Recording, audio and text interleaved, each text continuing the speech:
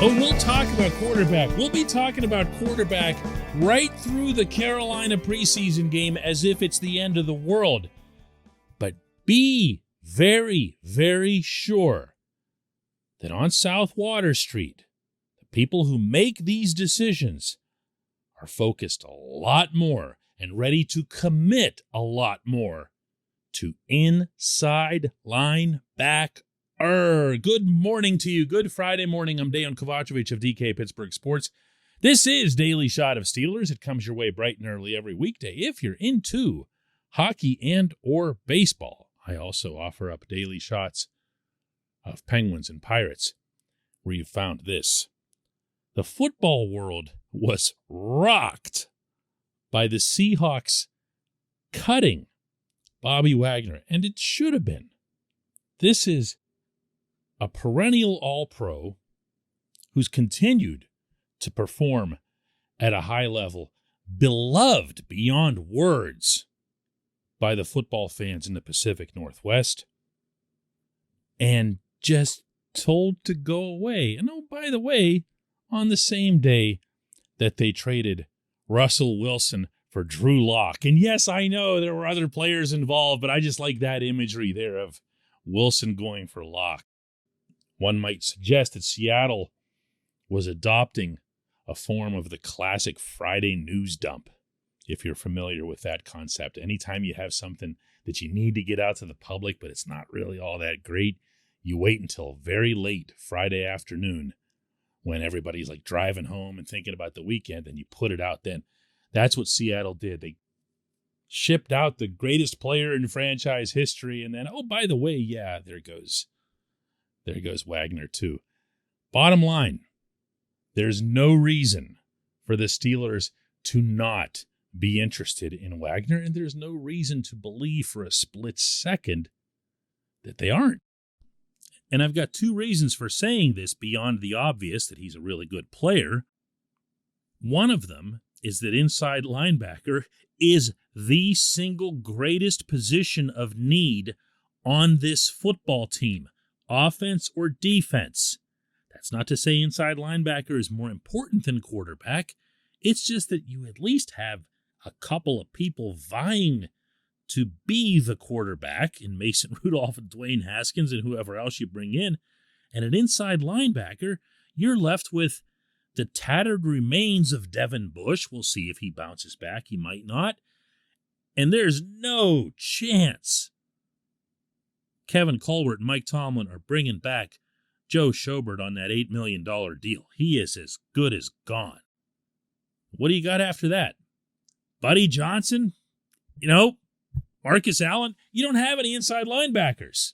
Still, all this time later, all these years after Ryan Shazier's injury, you still don't have inside linebackers. After trading up to get one in the first round, you still don't have even one that you can count on next year.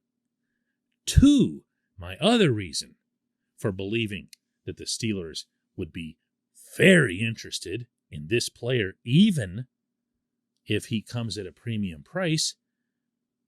Correct me if I'm wrong, but isn't linebacker, in general, the one position where these guys have never hesitated to be aggressive?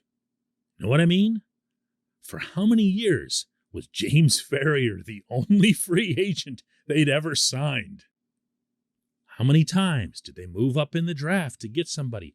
They love linebackers. They value linebackers. And I'll bet they were embarrassed beyond words by what they got out of that position on the inside in 2021. This portion of Daily Shot of Steelers is brought to you by Point Park University. Choose from nearly 100 career-focused programs leading to bachelor's, master's, and doctoral degrees. Choose when and how you'd prefer to do that studying, whether it's at Point Park's gorgeous downtown Pittsburgh campus, whether it's online, maybe a flexible hybrid format would work best for you. Find out more about all of this at pointpark.edu.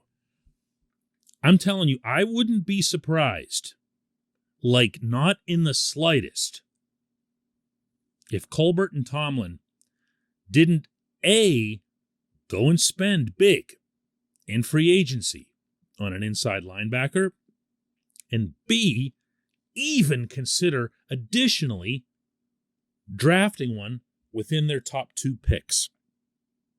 Not in the slightest. And you know what? For all their other needs, I'm not sure I'd blame them. Let's say, and a lot of this is hypothetical, but it's March, we can do hypothetical.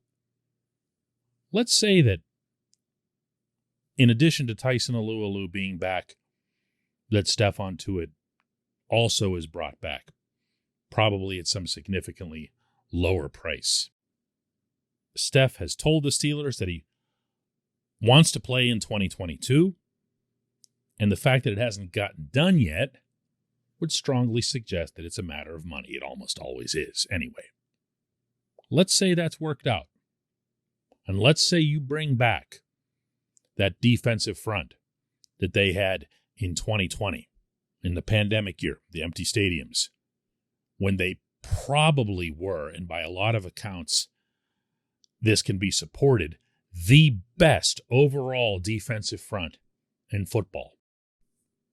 From there, you wrap up Minka long-term, talk to Terrell Edmonds, try to secure your cornerbacks, whether that's Ahkello Witherspoon, who I'd love to see back. You've already got Cam Sutton. And just like that, you're talking about one of the better defenses in the conference for sure, maybe in the league. That's not hype. It's not exaggeration.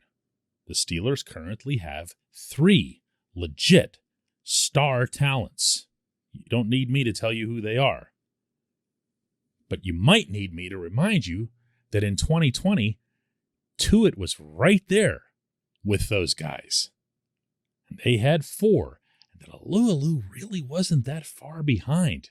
People forget this was a first-round pick years ago. Became a really, really good player for this team.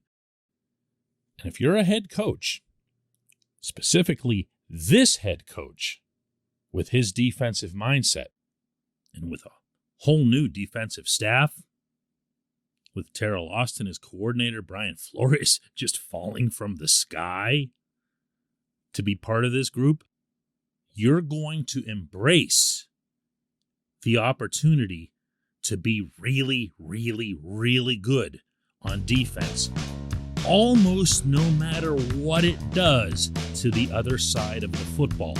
We have seen it before. I think we might see it again. When we come back, just one question.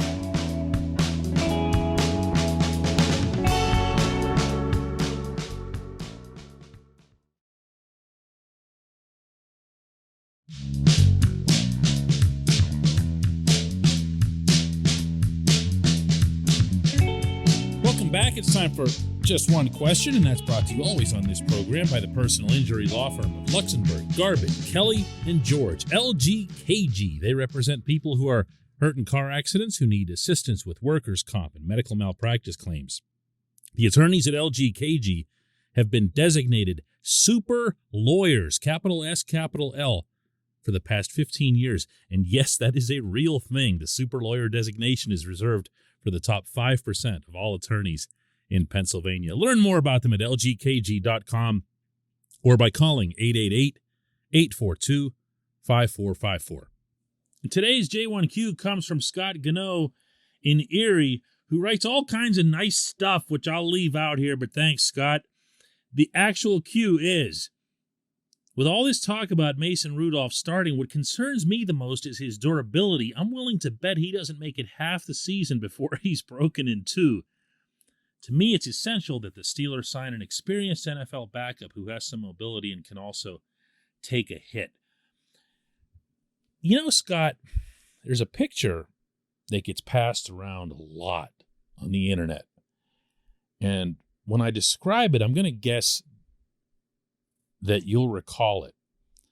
It's the one where Mason's coming off the field. This was at Heinz, toward the sideline, after he'd been knocked cold. I mean, knocked all the way out on just a vicious, brutal, cheap shot.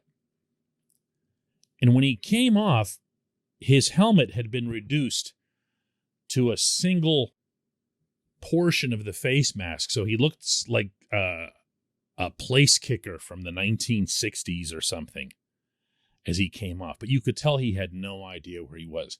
And I have seen this picture attached to very real expressed concerns about the image that gave off about the Steelers, that they didn't like the weakness that was portrayed. If I saw this just from one clown, I wouldn't even bring it up. But I've seen it multiple times now. We want a quarterback who's tougher than this. I'm not, believe me, taking this on you. I'll get to your question in a second.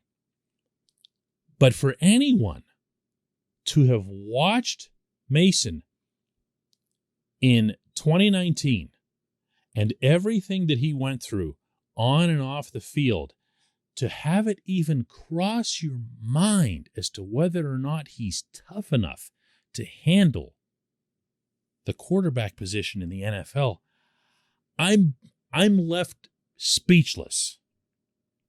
I saw with my own eyes what he went through up close, home and road throughout that year. And I remember vividly in East Rutherford, after he'd battled to come back, and he was put out there and threw a couple of really, really nice touchdown passes and started reminding you a little bit of why people had been excited about him, at least early on in his time here. And then his shoulder got messed up. Again, on a legit, really hard hit. It wasn't, something where he just went, ow, this hurts. It was thrown out. And he sat there in the corner of the locker room waiting his turn to be interviewed, even though he'd obviously been replaced in that game. He didn't want to be in the trainer's room. He didn't want anybody to see that, he might have looked like woe is me, or he couldn't buck it up enough to talk to reporters. He sat there and waited. Couldn't believe it. Like, get out of here. I was like, I don't have any questions for you. Just get out of here. He showed me a lot that year. Now, are you bringing up something that might be a very real worry? Yeah, of course you are. But we just don't know. I can't make this point often enough. We haven't seen this young man in an offense that was tailored to him. And every time I say that, I get all kinds of responses in the comments, whether it's on our website, DK Pittsburgh Sports, whether it's on YouTube or anywhere else that this show is heard. Why are you always saying that about him? Why are you sticking up for him? Somebody said yesterday, are you like his brother or something? No, I'm just talking about what constitutes a fair chance for anybody. I'm not predicting a rousing success. If he is a success, I'm not going to come back at everyone and say, hey, I told you all he was going to be great, because I don't think that. I think it's possible. I think it's possible that he could do well. Seems like a reasonable stance to take. I also think it's possible that within an offense that's built to his strengths, and Scott, this is my main point here, he'll know how to navigate it, where to go, how to elude it, how to work with his blockers, how to have escape hatches, find the guys that are open at the last second, the check downs that a lot of people were criticizing him for in 2019. A lot of this comes with experience, and you don't get experience by not playing. So, okay, we're brothers. I give. We're actually brothers. I've been holding on till the end of one of these shows at the end of the week to try to come up with a negative news dump here for you. Mason Rudolph and I are brothers. We will do another Daily Shot of Steelers next Monday. Thanks to everybody so much for listening.